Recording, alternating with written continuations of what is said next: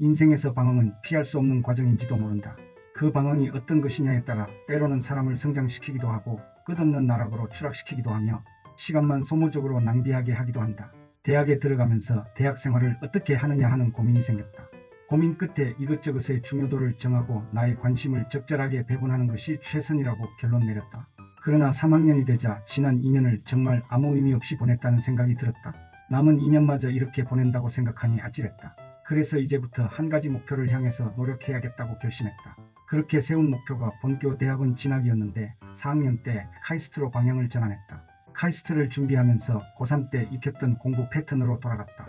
공부는 밤 11시를 넘기지 않았고 잠은 충분히 잤으며 공부하다 졸리면 책상에 엎드려 자곤 했다. 그러자 마음이 편해졌고 특히 잠자리에 들 때는 최선을 다한 하루에 대한 만족감으로 행복했다. 덕분에 경쟁률이 6대1이었던 카이스트 대학원에 무난히 합격할 수 있었다. 카이스트에서 석박사 과정을 하면서도 특별한 경우가 아니면 밤 11시까지는 연구실에 있었다. 이런 패턴은 후에 몰입적인 연구를 시작하기 전까지 계속되었다. 이런 패턴에서 더 발전하기까지는 오랜 시간이 걸렸다. 그리고 여기에는 지도 교수였던 윤덕용 선생님의 가르침이 큰 도움이 되었다. 교수님은 항상 연구에서 세계 최고가 되라고 요구했다. 때로는 대충 일한다고 호되게 야단을 맞았고 논문을 쓸 때는 퇴짜 놓기를 밥 먹듯 했다.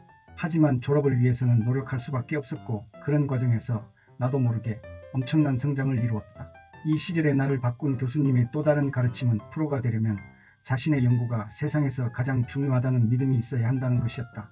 그래야 자신의 인생을 던질 수 있고 그래야 재미도 느낄 수 있고 그래야 경쟁력도 생긴다는 것이다. 그 말을 증명하듯 윤 교수님도 자신의 연구를 세상에서 가장 중요하다고 생각했다. 모든 사회활동이나 사교활동을 접고 오로지 연구에만 전념했다. 하지만 그때는 그런 모습에 적잖은 거부감이 들어 마음으로 받아들이지 못했다. 그런 삶을 살려면 희생해야 할 것이 너무 많다는 생각이 든 것이다. 그러나 나중에 내가 몰입사고 실천을 결심하는데 결정적인 영향을 끼쳤다. 박사 학위를 받고 취직한 대전 한국표준과학연구원에서는 일의 종류가 많고 연구와 관련 없는 일들도 많았다. 자연히 연구원의 분위기는 논문을 권장하지도 않았고 쓰는 사람도 별로 없었다. 그러다 미국의 니스트로 박사 후 과정을 가게 되어 그곳에서 로버트 로스 박사를 만났다. 그는 세라믹스 상태도 연구로만 40년을 보낸 사람이었다. 그는 자신의 연구 이외에는 어떤 것에도 관심이 없었다.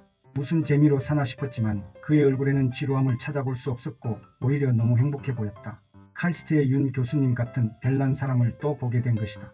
1년 동안 로스 박사와 함께 연구하면서 처음에는 그가 어딘가 나와 맞지 않다고 생각했다. 그러나 시간이 지나면서 이런 생각이 들었다. 타이거 우즈는 골프 이외에는 관심이 없다. 이세돌이나 이창호는 바둑에만 관심이 있다. 그것을 우리는 이상하게 생각하지 않는다. 그들은 프로니까 당연히 그래야 한다고 생각한다. 로스 박사는 연구원이니까 당연히 연구에만 관심이 있는 게 당연하지 않은가. 나는 왜 그가 이상하다고 생각했을까? 여기까지 생각이 미치자 직업 연구원이라면 그렇게 사는 것이 옳다는 결론에 도달했다.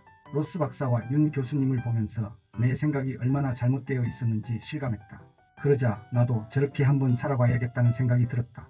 오직 연구를 인생의 목적으로 삼고 살겠다고 결심한 것이다. 연구만 하며 사는 인생이라면 은퇴나 죽음 앞에서 남는 것은 결국 논문이다. 로스 박사는 그동안 100여 편의 논문을 발표했다.